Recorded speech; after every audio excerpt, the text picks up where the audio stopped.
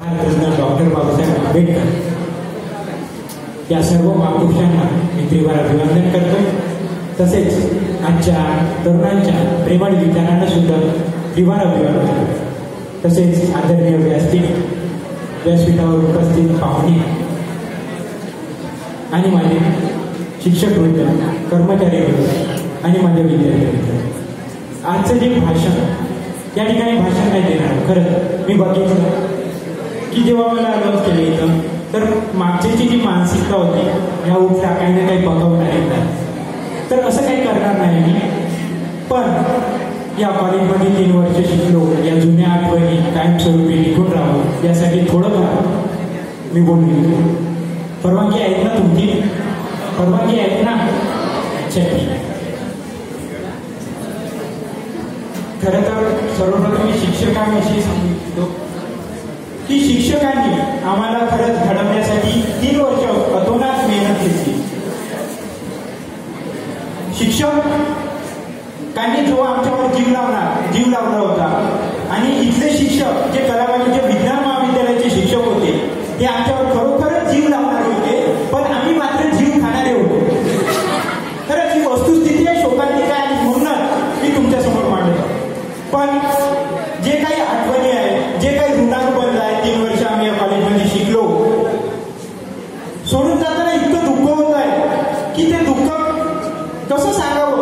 ते म्हणतात ना अभिजित दादा, दुखते कोण सांगते कुठे, अशीच परिस्थिती निर्माण झाली। खरंच जे सत्य बोलत आहोत, सत्य मांडत आहोत। आणि एवढंच नव्हे तर एखादी मुलगी लग्न झाल्यानंतर माहेरून सासरला जाते ना, आणि तिच्या डोळ्यामध्ये जे ढसाढसा अश्रू येते, तसेच आमच्या विद्यार्थ्यांच्या मनामध्ये आले, डोळ्यामध्ये आले।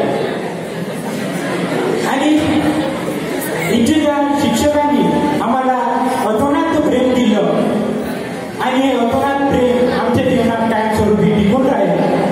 आणि मित्रांनो, मी BSc फर्स्ट इयरला आलो तर मी एक कविता बनवली होती, ते तुमच्यासमोर सादर करतो। कदाचित मला वाटतं इथं की भाषा ऐकण्याची कोणाची चितळी नाही, पण कविता मात्र मानतो। जेव्हा मी कॉलेजचा युनिफॉर्म घातला होता, आपण मी मास्टर होऊ याचा अभिमान वाटला होता। अरे जिकडे तिकडे पाहू, पहिल्या दिवस कॉलेजला आलो, अरे जिकडे तिकडे पाहू सारे अनोळखीच वाटे। अरे जिकडे तिकडे पाहू सारे अनोळखीच वाटे, पण अतुल सारखे मित्र मला कुठंच नाही भेटले। अरे बेलवाटप पासून तर फॉर्मल पर्यंत, व्हेरायट्याच होत्या सदन। बेलवाटप पासून तर फॉर्मल पर्यंत व्हेरायट्याच होत्या सदन। त्यात मी शोधले माझ्यासारखे बबन। मग मी त्यांच्यासोबत वर्गात गेलो। सर तुमची जवान सर। मग मी त्यांच्यासोबत वर्गात गेलो। जवान सर एवढे मोठे प्राध्यापक आपल्याला शिकवा म्हणलं, सिलेबस किती मोठा असेल। मग मी त्यांच्यासोबत वर्गात गेलो। जवान सर होते म्हणून बाहेरच उभं राहिलो। अरे काय सांगू तुम्हाला, दुःख मला झालं। अरे काय सांगू तुम्हाला, दुःख मला झालं। माझ्याच माणसानं बकरा म्हणे केलं। अरे दुःख बाजूने सारून नवीन मार्ग काढले। अरे दुःख बाजूने सारून नवीन मार्ग काढले। तिथे माझ्या मित्रानं मलाच मारले। मिया म्हणलं आपण म्हणलं होत नाही अरुण, डिपार्टमेंटचे आता म्हणलं चक्कर।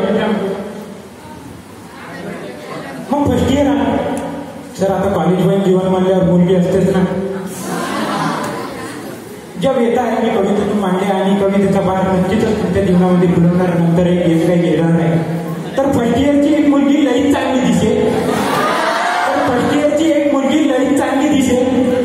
तिला पाहून मन माया गुदू असे, पण स्वप्न माया राहिलं स्वप्नच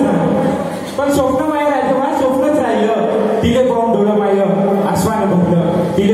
माय आसवान भरलं, एवढं बोलतो आणि या ठिकाणी थांबतो।